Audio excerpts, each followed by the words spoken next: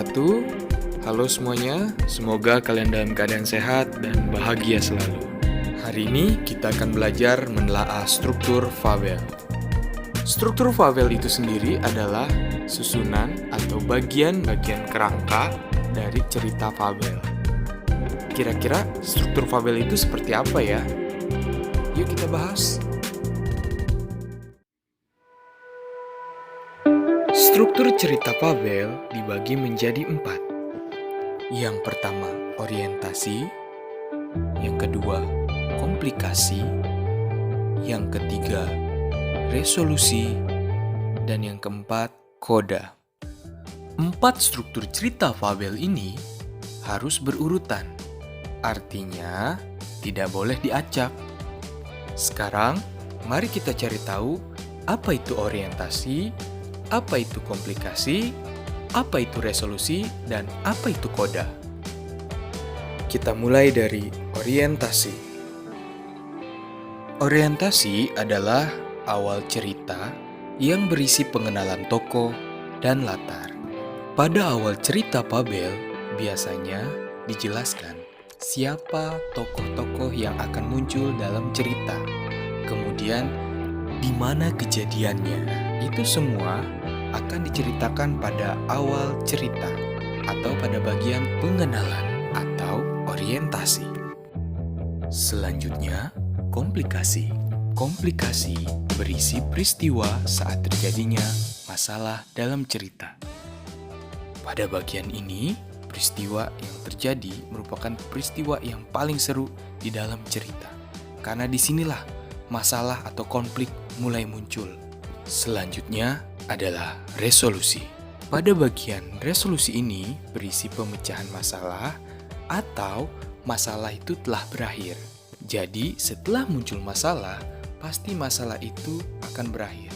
Nah, pada bagian penyelesaian masalah ini, itu disebut resolusi. Selanjutnya adalah koda. Nah, koda ini sifatnya tidak wajib. Jadi, dalam membuat teks cerita fabel, itu boleh hanya menggunakan orientasi, komplikasi, dan resolusi. Tidak perlu koda, tapi boleh juga menggunakan koda. Nah, koda itu sendiri apa sih? Koda merupakan akhir cerita berisi pesan moral atau nasihat dari cerita tersebut. Setiap cerita fabel pasti ada hikmah atau nasihat yang ingin disampaikan kepada pembaca. Nah, pada bagian koda inilah ditulis secara jelas apa pesan atau nasihat yang ingin disampaikan kepada pembaca secara jelas. Sekarang, mari kita perhatikan contoh struktur cerita fabel berdasarkan cerita Kura-kura Terbang. Kura-kura yang terkenal menyebalkan dan banyak bicara datang menghampiri 2 angsa kembar. Kura-kura mengatakan bahwa ia kagum dan iri dengan angsa karena bisa terbang tinggi, dan ia memohon untuk bisa diajak terbang. Angsa meragukannya, namun kura-kura terus-terusan memaksa. Angsa kesal karena kura-kura berisik, hingga akhirnya angsa mengalah dan mengiyakan keinginannya. Angsa berpesan kepada kura-kura agar tidak bicara selama terbang. Kura-kura pun bahagia dan sangat semangat karena ini pertama kalinya ia akan diajak terbang. Nah, ini merupakan awal cerita di mana ini merupakan bagian orientasi. Bisa dilihat di sini kita sudah bisa mengenali tokoh-tokoh yang akan bermain dalam fabel ini.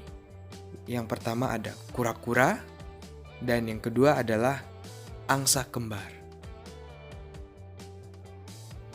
Angsa kembar mengambil sebatang ranting, lalu kura-kura diminta menggigit ranting tersebut yang dipegang oleh 2 angsa.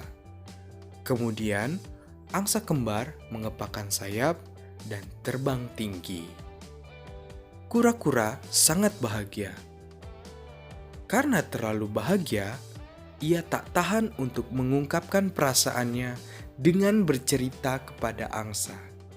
Sehingga mulutnya terbuka dan lepas dari ranting. Kura-kura jatuh dari ketinggian dan tempurungnya pecah. Nah, ini merupakan bagian komplikasi, di mana ini adalah kejadian atau peristiwa yang sangat seru, yaitu peristiwa di mana kura-kura bisa terbang. Kemudian terjadilah suatu peristiwa di mana si kura-kura itu membuka mulutnya dan jatuh ke tanah.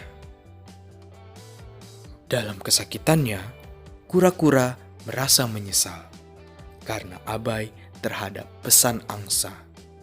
Ia kehilangan tempurungnya karena terlalu banyak bicara, sampai lupa kalau ia harus menggigit ranting terus selama terbang.